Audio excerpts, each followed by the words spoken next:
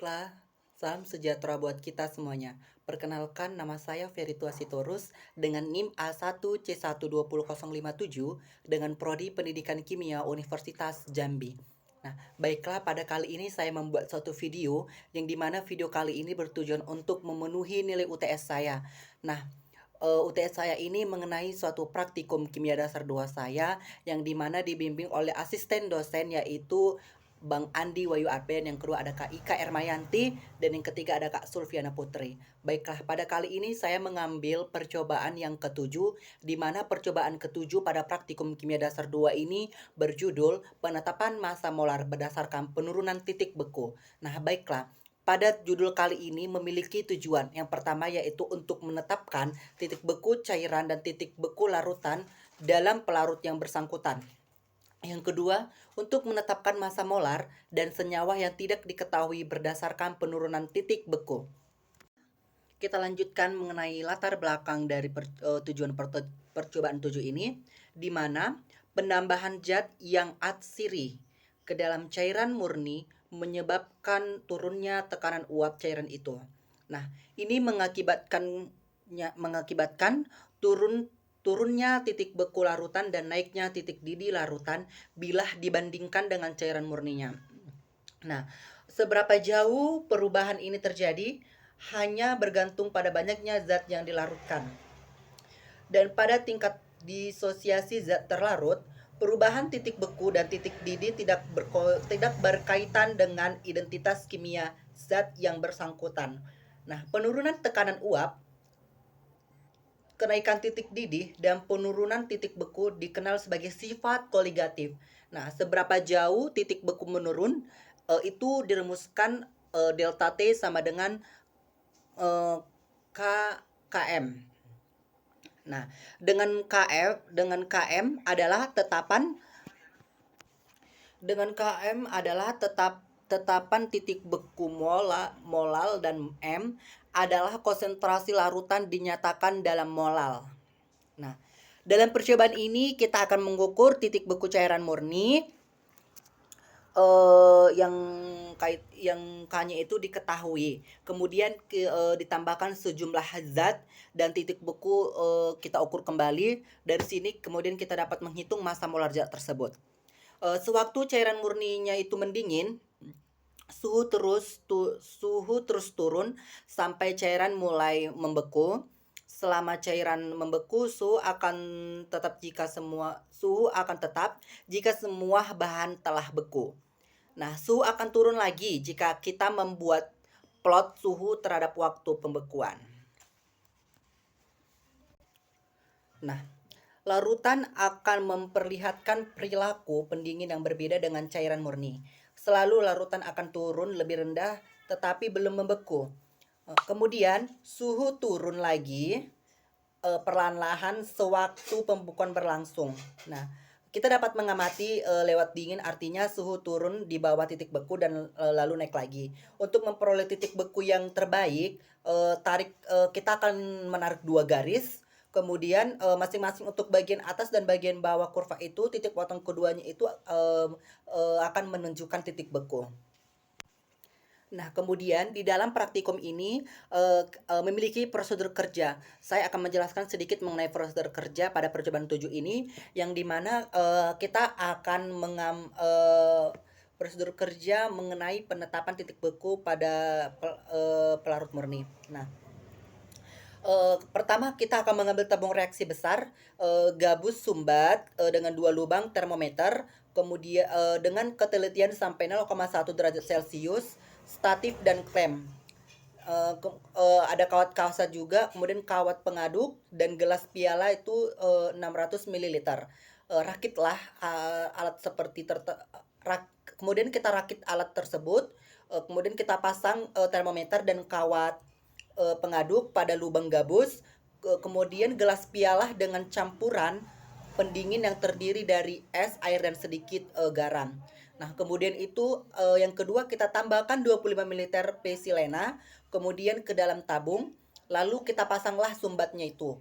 Kemudian kita jepit tabung, pastikan bahwa permukaan pesilenanya itu dalam tabung berada bawah permukaan cairan pendingin dalam gelas piala.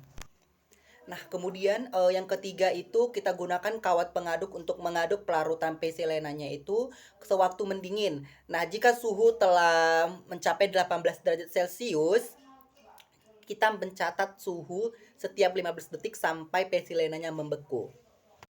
Kemudian ada yang keempat, kita angkatlah tabungnya itu dan cairan pendinginnya dan kita biarkan mencair kembali. Kemudian kita gunakan tabung beserta isinya untuk percobaan berikutnya. Nah, kemudian di dalam prosedur kerja itu ada juga untuk penetapan massa molar yang senyawanya tidak diketahui. Nah, kalau senyawanya tidak diketahui, kita harus ambil sekitar 2 sampai 2,5 gram senyawa.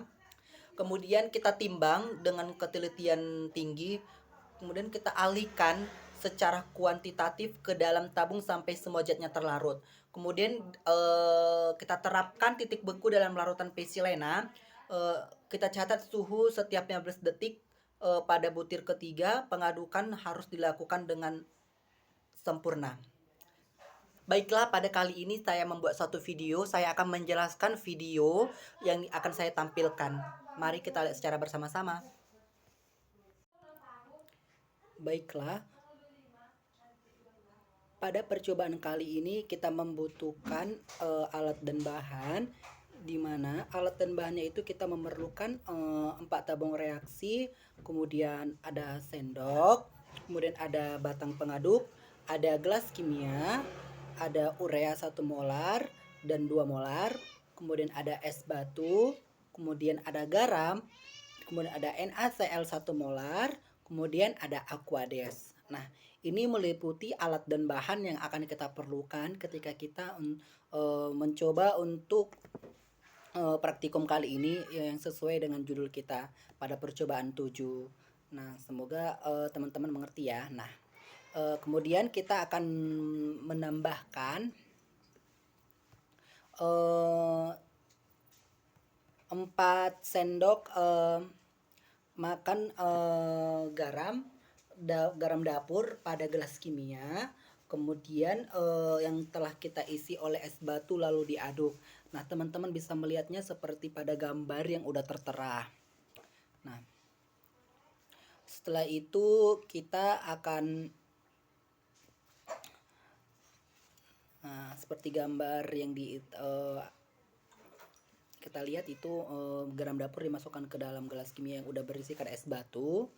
4 sendok makan ya teman-teman, sebanyak 4 sendok makan. Yang seperti yang saya jelaskan tadi. Nah, kemudian setelah itu kita aduk. Kita aduk dengan pipetnya. Dapat dilakukan sesuai dengan gambar atau video yang kita lihat ya teman-teman. Oke, supaya sempurna pengadukannya kita gunakan dengan sendok.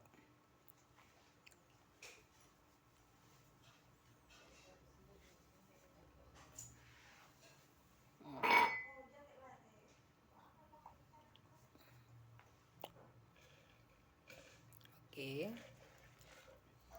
Setelah pengadukannya itu telah sempurna, kita masukkan tabung reaksi yang berisi Aquades ke dalam gelas kimia.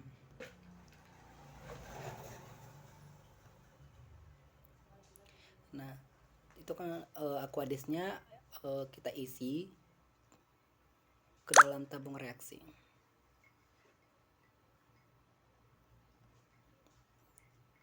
Nah, seperti video yang kita lihat secara bersama-sama, seperti itulah yang akan kita lakukan. Nah, kemudian kita diamkan beberapa menit ya teman-teman. Kemudian kita diamkan beberapa menit. Nah, setelah itu kita ambil tabung reaksi dari campuran pendinginnya tadi, lalu kita aduk campurannya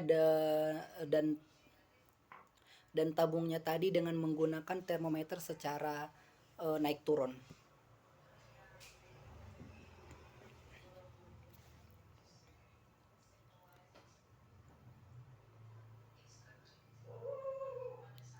Nah, kita ambil lah itu tabung reaksinya.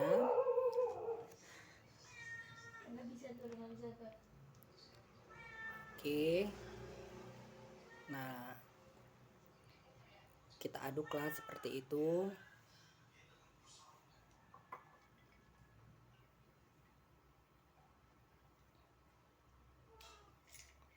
Nah, kita lihat titik bekunya itu 0 derajat Celcius ya. Sehingga kita dapat melihat hasilnya. Nah, tabung reaksi yang berisi urea 1 molar dalam gelas kimia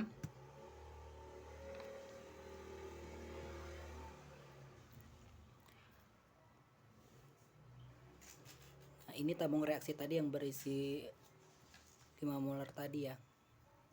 Nah, kita masukkan lagi ke dalam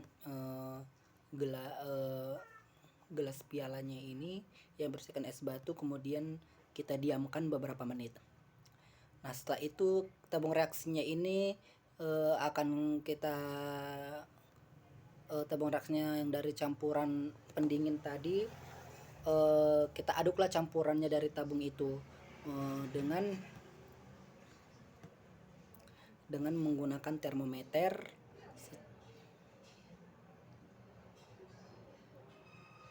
Nah, kemudian kita aduk seperti yang sudah saya jelaskan tadi, kita aduk.